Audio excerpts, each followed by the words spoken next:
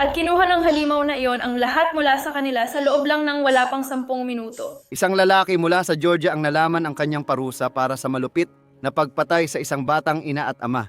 Mga magulang na hindi inasahan ang ganitong pag-atake. Yumakap siya sa kanyang mga patay na magulang, patay na sila sa kanilang bahay, bumaba siya ng hagdan at gumapang siya sa kanilang kwarto. Ibabahagi ko ang masakit na detalye ng pagpatay kina Amber at Justin Hicks at kung ano ang susunod na mangyayari sa pumatay sa kanila.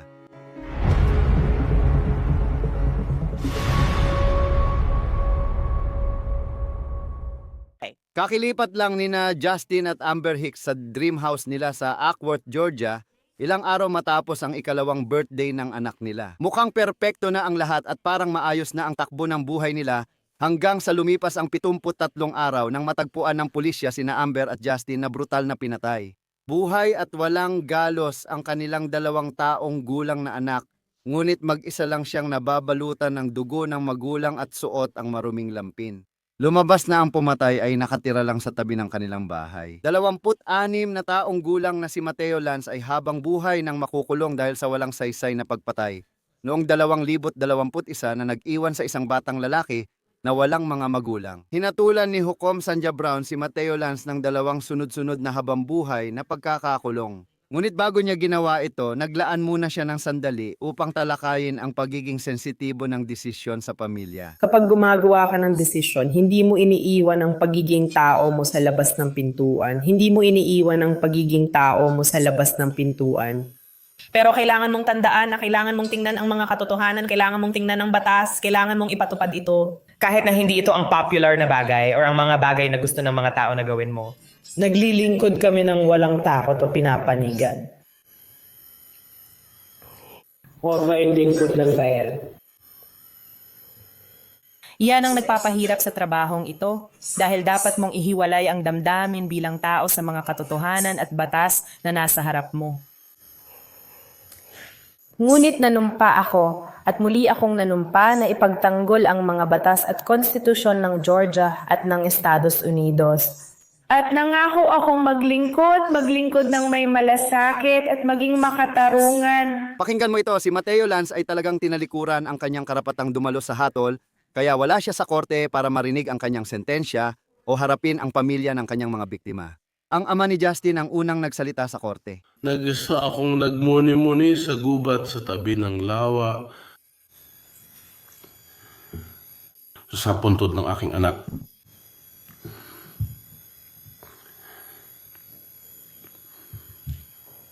At napagtanto ko na talagang walang sapat na mga salita para ipahayag kung paano ako naapektuhan ito ng personal. Kagalang-galang, tingnan niyo po sa loob ng korte. Ang dami pong tao dito na nagmahal sa kanila. Ganun po sila bilang mga tao. Nakuha nila ito dahil naging mabubuting tao sila, mabubuting Kristiyanong tao. Sumunod, nagsalita ang ilang kaibigan ng mga Hicks. Ninakaw ng karahasang ito ang pakiramdam ko ng kaligtasan sa sarili kong tahanan. Pero ang pinakamalaking pagkawala ay kay Jacob. Nawala kay Jacob ang buong mundo niya sa isang gabi.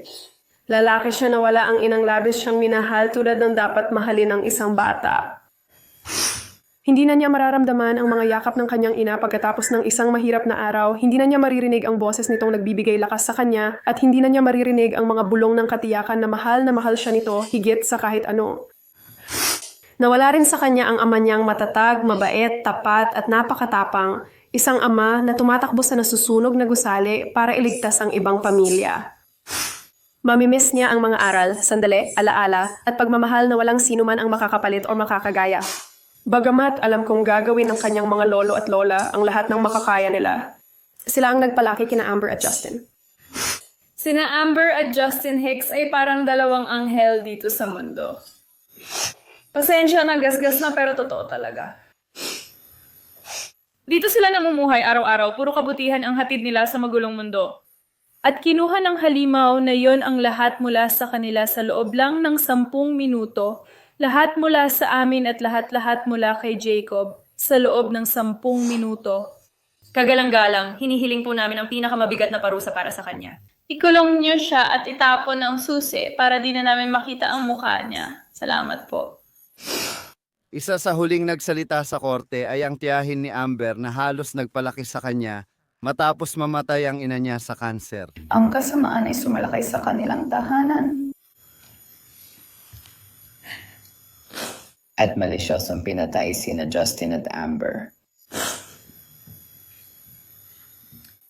Siya, ang halimaw, ay nagsasalita tungkol sa mga demonyong ilaw sa kanilang tahanan. Hindi demonyo ang mga ilaw na yon, Christmas tree nila yon. Siya lang at ang kanyang pusong itim ang demonyo sa kanilang tahanan.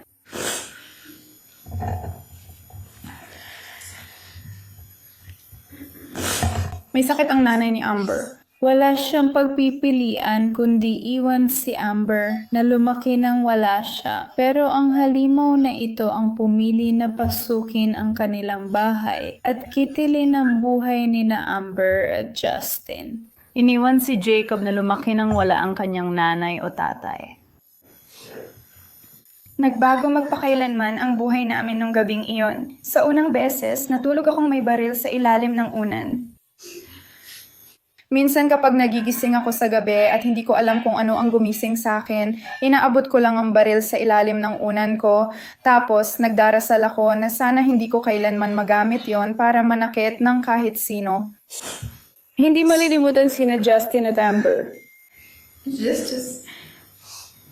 Si Amber ay nakilala lang ang nanay niya sa aming mga alaala at larawan. Makikilala lang ni Jacob ang kanyang mommy. Tinapos ng hatol ang 3 araw ng emotional na testimonya kung saan ipinakita ng taga-usig kung paano pinasok ni Matthew Lance ang bahay ng mga Hicks, binaril ang mag-asawa at iniwang traumatized ang kanilang anak.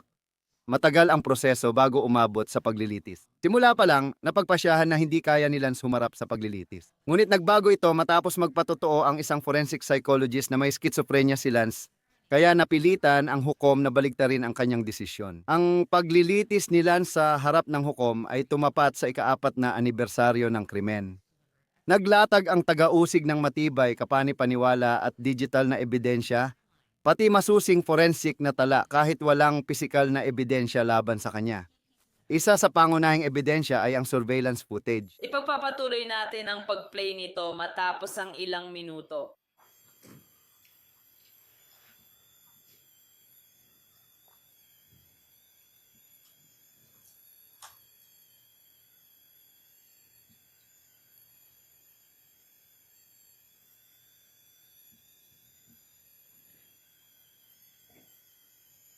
Ipinopost ang video sa 21, 21 at 11 segundo. Isa ba ito sa mga SUV na nakita dati na dumadaan sa 50-64 verbena? Aling sasakyan ang nasa screenshot na ito? Ito ang lens view. Lahat ng 10 larawan na nasa folder na ito, lahat ba ito ay Lance na sasakyan?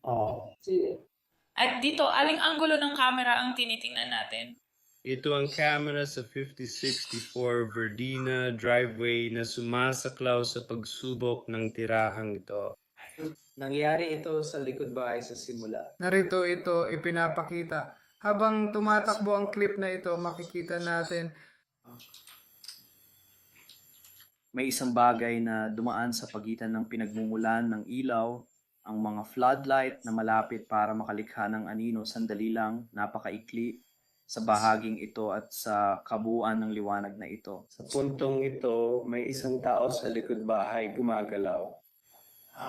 At pagkatapos ay lalapit sila sa pinagmumulan ng ilaw, lilikha ng anino, at pagkatapos ay lalayo sila sa pinagmumulan ng ilaw sa bahaging ito at papunta sa gilid ng bahay, sa bahagi ng garahe ng bahay kung saan may porch o pintuan. Magpapatuloy tayo.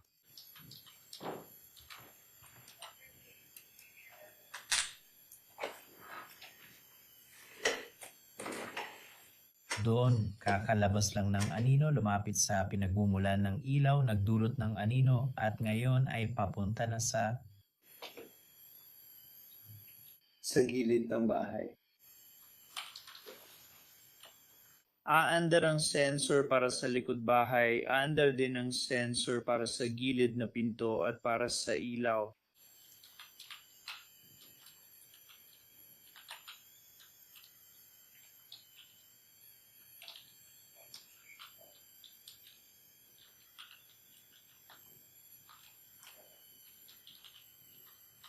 Umandar ang mga ilaw at may kaunting galaw na tayong nakikita dito. Sa linya ng mga palumpo. Makakakita na tayo ng tao ngayon. Isang tao ang lumalabas, tumatawid sa damuhan papunta sa kalsada at umaakyat mula sa bahay papunta sa 600. Mahalaga ring ebidensya ang video ng panayam ng pulis kay Lance kung saan sinabi niyang inisip ng nanay niya na sangkot siya sa krimen pero hindi siya totoo. Ipinaliwanag niya na pauwi talaga siya mula sa Athens. Sa tingin ko, ganun nga.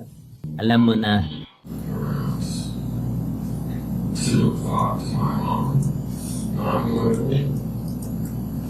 At sabi ko, nandito ba siya?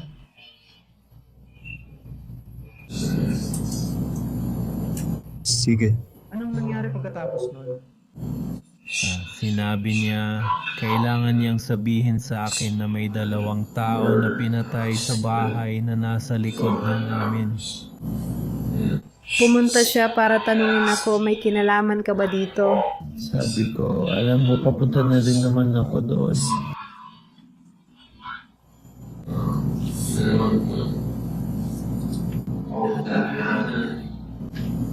Alam mo, wala akong narinig kahit ano doon. At sa tingin ko, umalis na ako bago pa man nangyari ang lahat ng iyon. Kasi kailangan ko nang umalis. Pagkatapos, bumalik ako sa Atenas dahil pagod na akong umuwi. At kailangan kong bumalik para sa klase. Kaya yun ang ginagawa ko nung gabing bago yun. Itinanggi ni Mateo Lance ang kaugnayan sa pagpatay, ngunit inamin niyang may nakita siyang ilaw mula sa bahay na umagaw ng pansin niya. Tiningnan ko talaga ang ilaw ng bahay ng mga tao. At makikita mo ang ilaw na ito. Oo, tinanong niya ako, tiningnan mo ba ang bahay? May narinig ka ba? O tumingin ako, may nakita akong 1 o 2 ilaw na bukas. Tapos umalis ako at nag-yosi.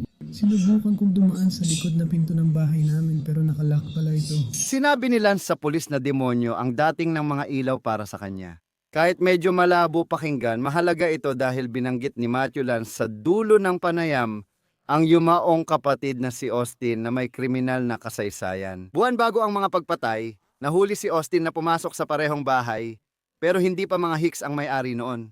Ayon kay Austin, ginugulo siya ng mga kapitbahay. Si Austin Lance ay suspek sa pag-atake sa labas ng Pentagon sa Washington, District of Columbia noong Agosto 2000 at 21 kung saan napatay niya ang isang pulis ng ahensya. Tinapos ni Austin ang sarili niyang buhay gamit ang baril ng pulis na iyon. Kinumpirma ng magulang ni Lance sa mga detective na naapektuhan ang pag-iisip ni Austin dahil sa kanyang pagkamatay. Alam namin na may kakaiba sa kanyang pag-iisip na kailangan naming maintindihan. Akala namin tama yung ginagawa namin.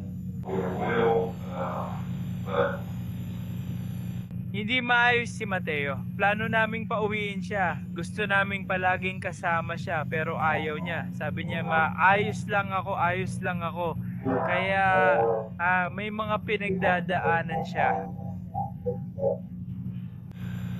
Pagkatapos ng lahat, bumili siya ng baril nitong Oktubre. Oo, hindi niya sinabi sa amin hanggang kahapon. Nang bumisita kami sa kanya, may baril sa loob ng kotse.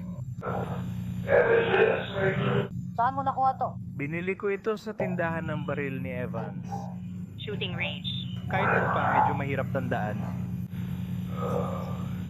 Sinabi ko, hindi mo pwedeng kunin to. Sabi niya, tay, pag-aari ko to. Matigas talaga ulo niya. Ayaw niya sa bata. Kailangan niyang protektahan ng sarili niya. Natakot siyang may gagawa ng masama sa kanya.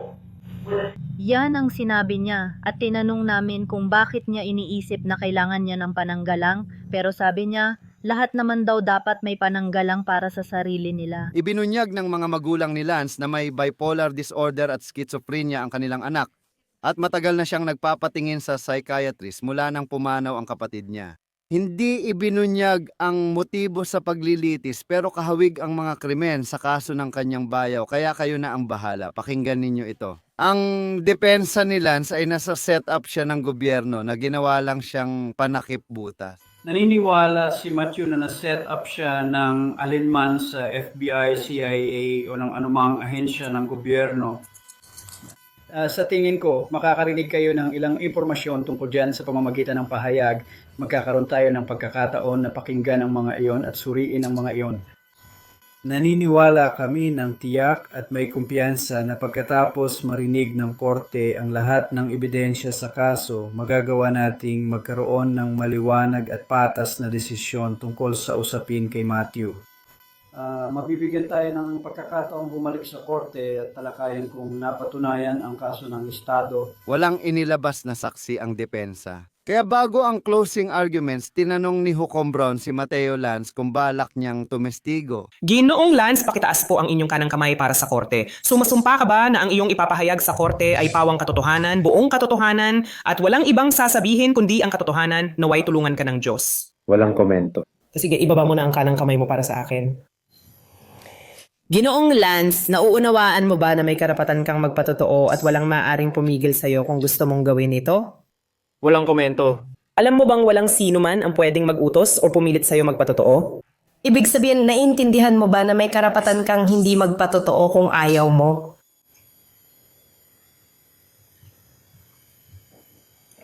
Walang komento.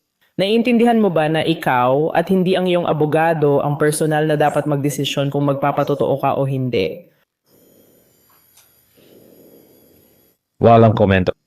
Naiintindihan mo ba na kung hindi ka magpapatotoo at kung hihilingin mo, hindi gagamitin ng korte laban sa iyo ang iyong desisyon?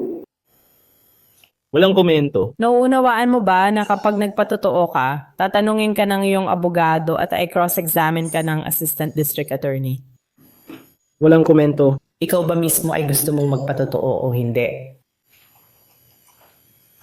Hindi, walang komento. Sa huli, napatunayan ni Hukom Brown na nagkasala si Lance sa 2 malice murder at 1 child cruelty. Sandali, may isa pang mahalagang detalye sa kasong ito na di ko pa nabanggit. Inaresto si Lance 2 araw matapos ang mga pagpatay, pero dahil sa isa pang krimen. Sangkot umano siya sa isang tangkang pagnanakaw sa Fulton County. Ayon sa autoridad, inatake ni Lance ang isang pulis na rumesponde at paulit-ulit siyang sinaksak sa likod at leeg. Bilang tugon, pinaputukan ng pulis si Mateo Lance at 2 beses siyang tinamaan. Nabuhay siya, pero dahil sa insidente, naiuugnay siya sa pagpatay kina Amber at Justin Hicks. Nag-tweet ang pulisya ng Sandy Springs ng update nang makalabas na ang opisyal na nagsasabing maayos ang kanyang kalagayan at nagpapagaling na siya sa kanilang bahay kasama ang kanyang mga mahal sa buhay. Magkahiwalay lilitisin si Lance sa 38 kasong kaugnay ng insidente. Mas maaga ngayong buwan, humarap sa korte ang mga abogado niya para sa status conference ng kasong iyon. Nag-waive ng pagdalo si Lance. Mananatili si Lance sa kustodya ng Cobb County Adult Detention Facility sa panahong iyon. Yan ang pagtatapos ng episode ng Crime Fix. Ako si Anjanette Levy. Salamat sa pagsama, magkita tayo ulit sa susunod.